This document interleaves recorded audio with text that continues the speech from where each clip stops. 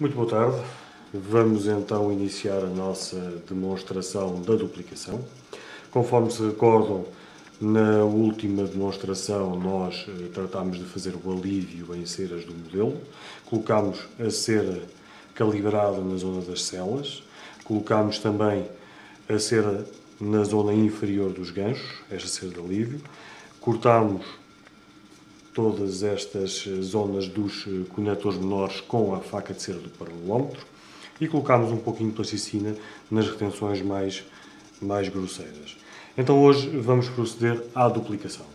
E porquê é que nós vamos duplicar este modelo? Vamos obter um duplicado precisamente igual ao que aqui temos, mas num material refratário que é o revestimento. Porquê é que fazemos isto? Porque nós vamos encerar a esquelética, portanto vamos criar a esquelética em cera, exatamente como ela ficará depois em metal, e vamos passá-la a metal através do método da cera perdida, o que implica elevar o modelo a temperaturas muitíssimo elevadas, na ordem dos 1500 graus. Portanto, se utilizássemos o gesso, como vocês sabem, o gesso não suporta esse tipo de temperatura e seria impossível utilizar um modelo de gesso para esse fim. Por consequência, vamos duplicá-lo em refratário, em revestimento. Como é que vamos duplicar? É o que vamos ver de seguida.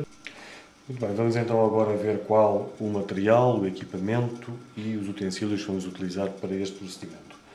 Portanto, começando pelo material, vamos necessitar de revestimento, que aqui temos, o líquido de expansão para o revestimento. Este líquido controla a expansão do material no forno. É extremamente importante utilizar um líquido adequado e nas quantidades recomendadas pelo fabricante para misturar o pó do revestimento. Vamos necessitar também de endurecedor, já vão ver por aqui, hidrocloroide e, em vez de hidrocloroide, poderemos também utilizar silicone de duplicação. Tanto um como o outro material têm as suas vantagens e as suas limitações, já vamos ver de seguida quais serão.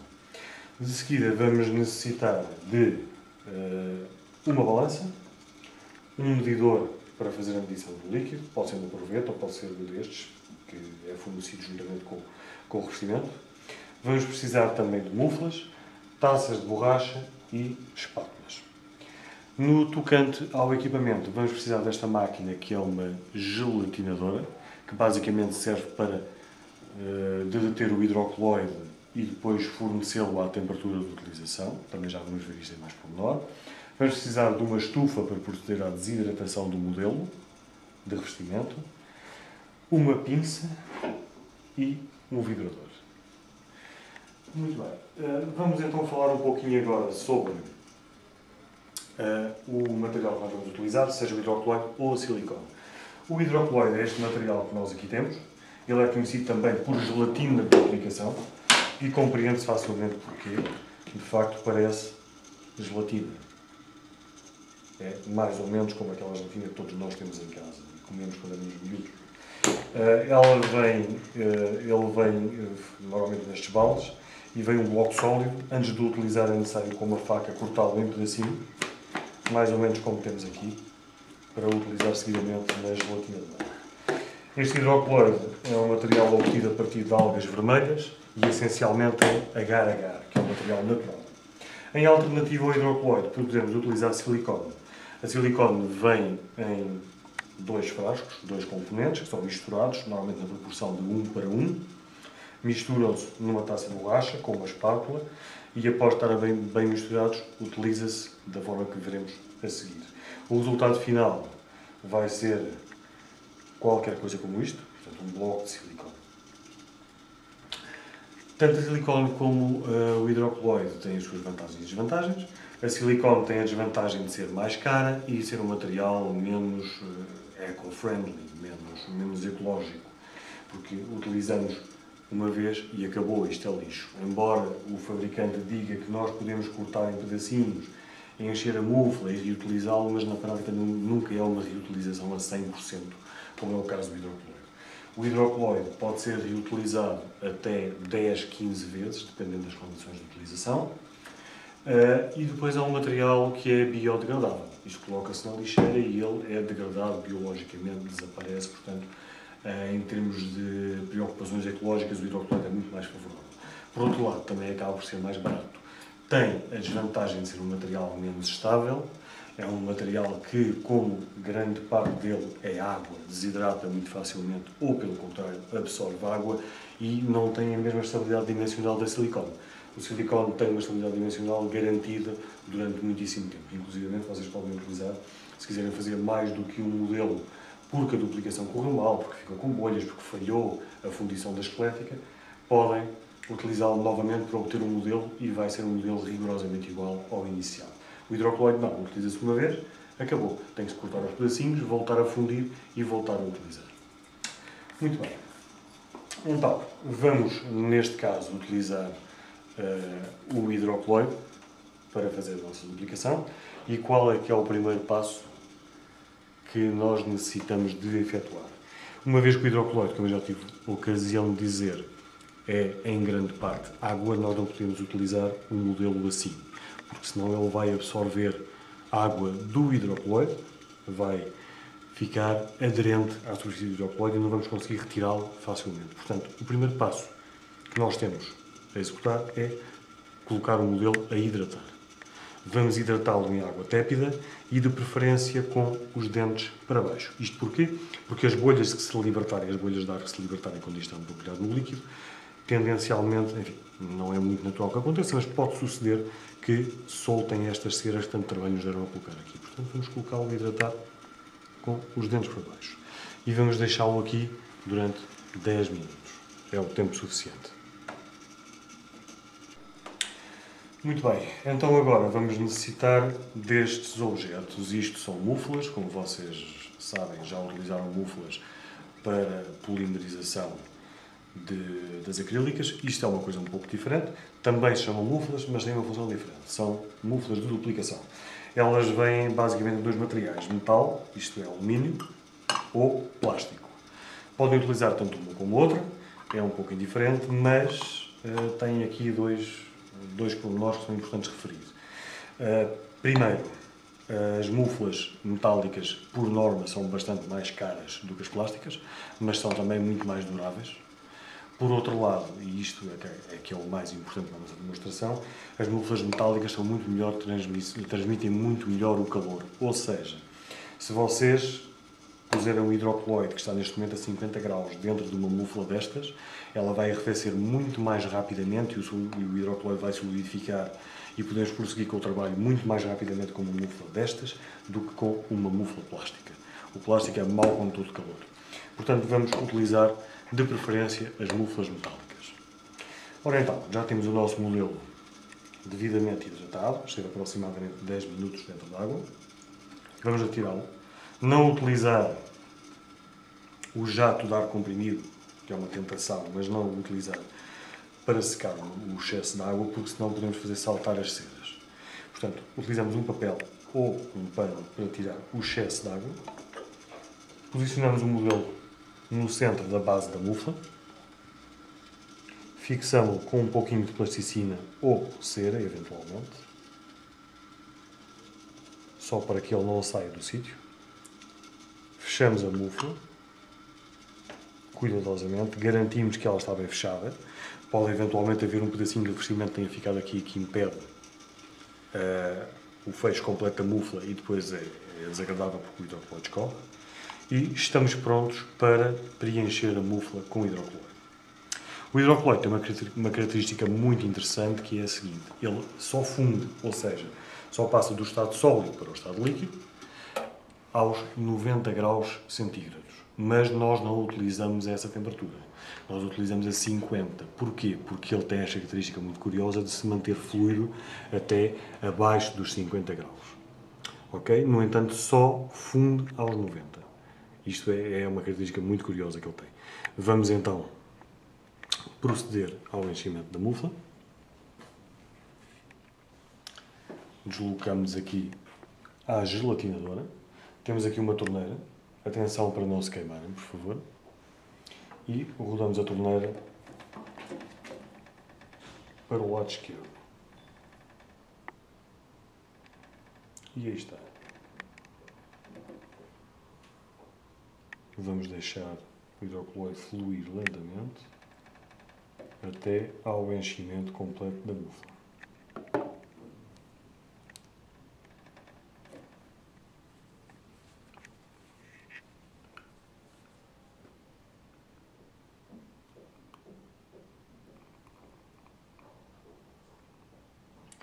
Pronto, quando ela está cheia, podem deixar encher um pouquinho mais do que o limite aqui da mufla, ou seja, deixá-la fazer assim um alto, como está aqui. Pronto. Isto garante que o hidrocoloide, quando arrefecer, vai se manter preso à mufla, vai ficar estável. E agora deixamos-la durante meia hora ao ar a arrefecer. Após essa meia hora, colocamos-la durante 10 minutos ou um quarto de hora em água fria para completar o arrefecimento. Entretanto, vou-vos demonstrar e explicar como funciona a gelatinadora.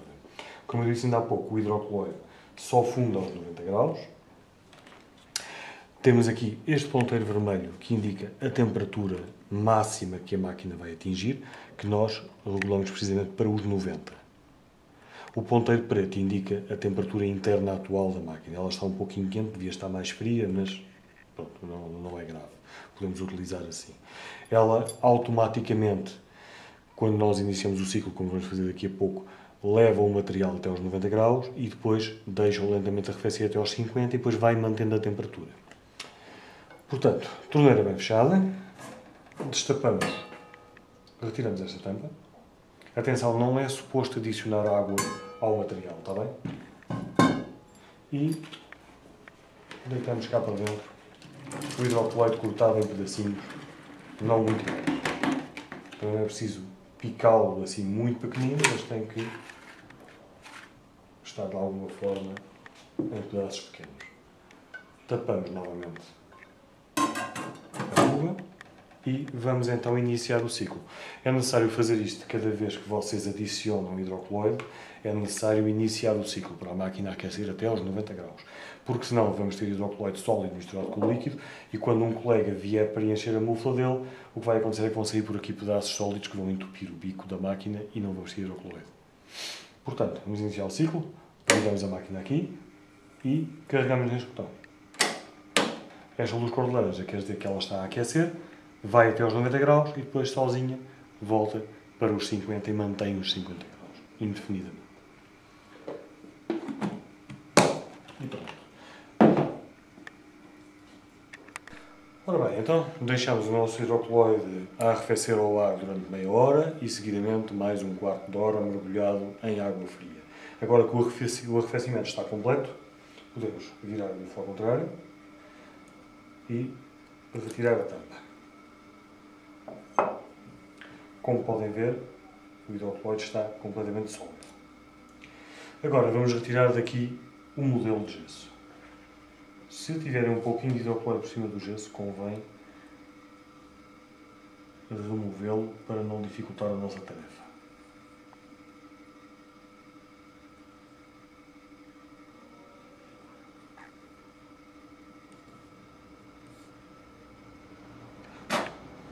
E agora vamos tirar daqui o modelo. Vamos ver se conseguimos retirar este aqui sem danificar nada.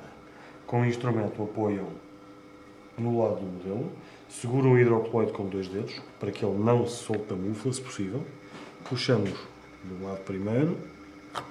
Ups, soltou-se de uma forma um bocadinho violenta, mas ele aqui está.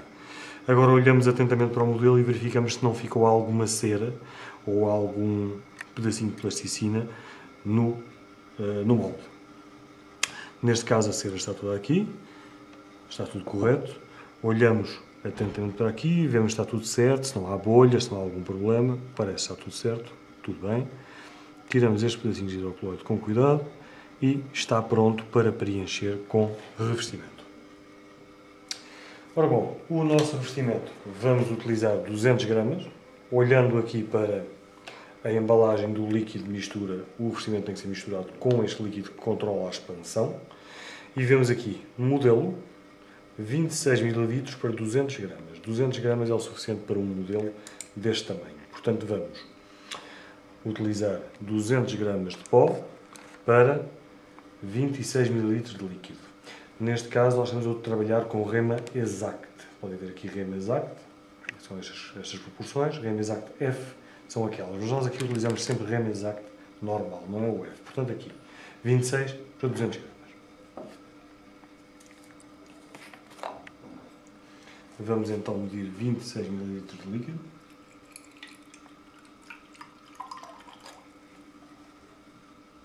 Ora, já exagerou um bocadinho.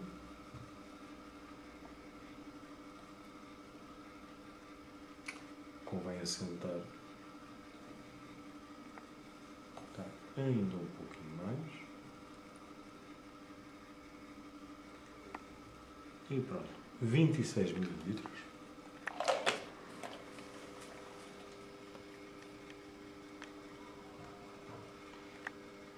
Vamos colocar na taça da espatuladora. E agora 200 gramas de pó. Primeiro. Ups. Esta balança não é das coisas mais exatas, mas para este fim é o suficiente. 100 gramas e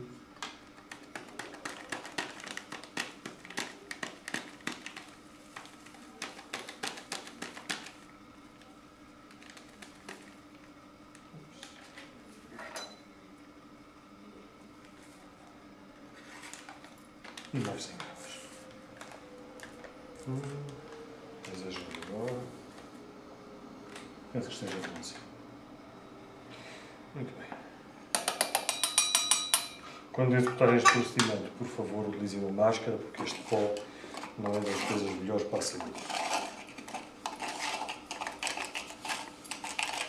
Fazemos a primeira mistura fazemos à mão, seguidamente fechamos a taça e espatulamos a vácuo durante 30 segundos. Aí está.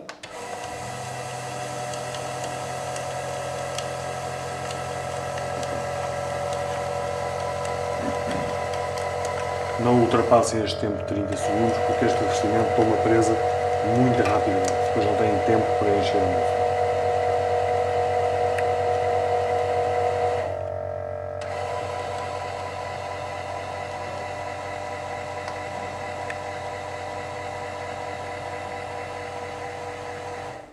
Aí está. Tenho que não ter pressionado. E pronto. Agora vamos aqui ao vibrador.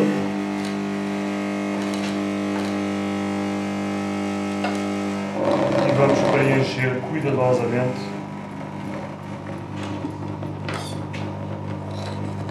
a mufla com o revestimento. É importante que não tenha bolhas, portanto vamos preencher devagarinho, com muito cuidado, um pouquinho mais de vibração.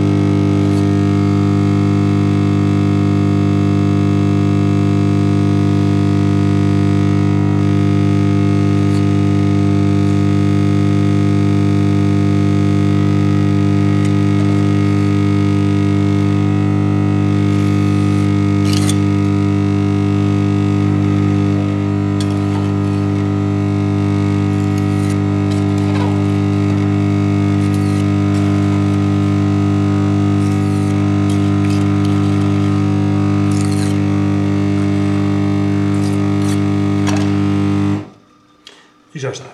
Agora deixamos-lo repousar durante meia hora para tomar presa e seguidamente procederemos à desidratação do modelo, que é um procedimento que é essencial quando estamos, a desidratação e o endurecimento, que é o procedimento seguinte, que é essencial quando estamos a falar de duplicações em hidrocoloide.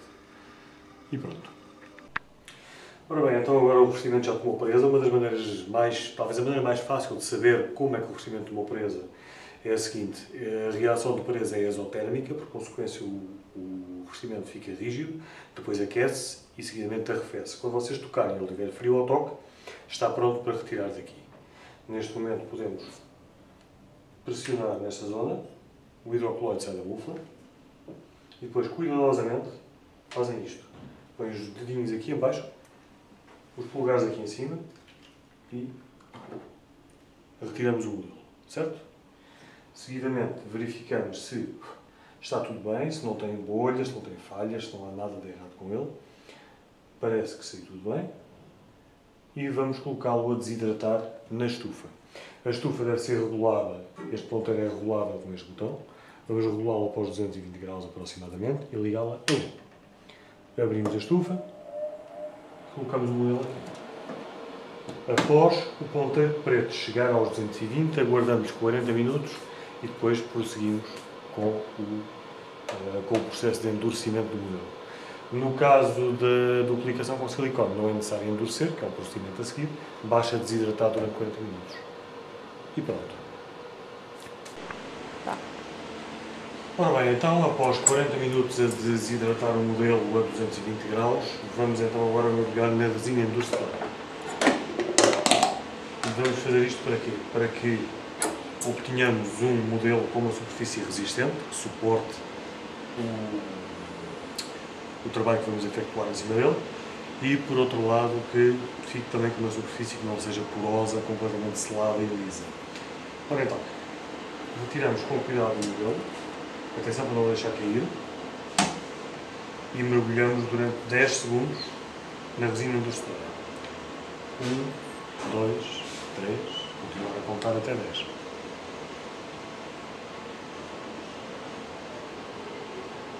E pronto. Escorremos o excesso.